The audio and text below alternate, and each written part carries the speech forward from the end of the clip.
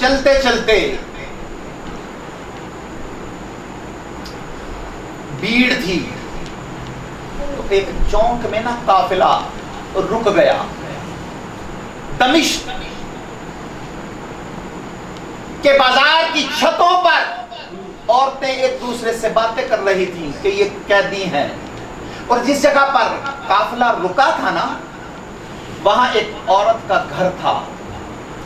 اس نے اپنے غلاموں سے خادموں سے کہا کہ جاؤ جا کے پتہ کرو کہ انہیں کسی چیز کی ضرورت تو نہیں. انہوں نے ارد گرد سے پوچھا. کسی نے کہا پانی پلا دیں.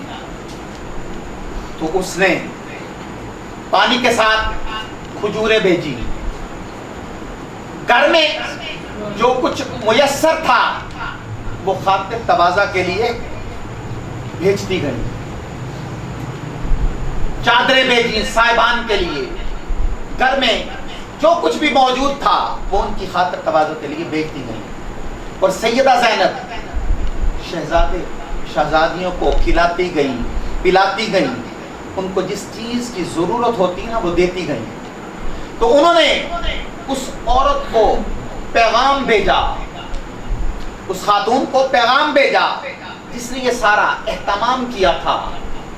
تو اتنے میں وہ خاتون آ گئی. تو کہا کیا خاتون تو ہمیں جانتی نہیں, پہچانتی نہیں,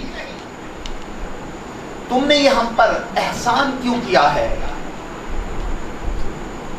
تو وہ کہنے لگی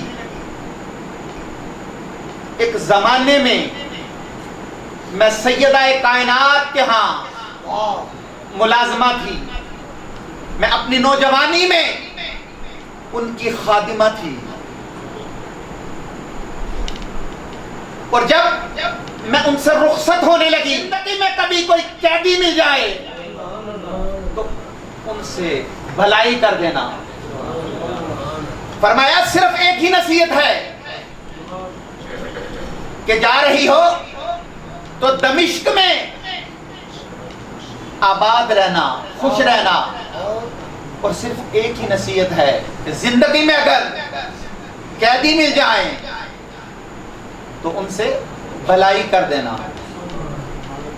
تو میں نے سنا یزید کی حکومت کے خلاف کچھ لوگوں نے بغاوت کی اور بغاوت کچل دی گئی. یہ ان کے سر ہیں اور ان کو قیدی بنا کر لایا جا رہا ہے. تو میں تو آپ کو نہیں جانتی, میں نے تو صرف اپنی سیدہ کی نصیحت پر عمل کیا ہے. سیدہ نے فرمایا تھا کہ زندگی میں کبھی قیدی مل جائیں تو ان سے بھلائی کر دینا. سیدہ زینب کی آنکھوں میں آنسو آ گئے لیکن خاموش رہی, خاموش رہی.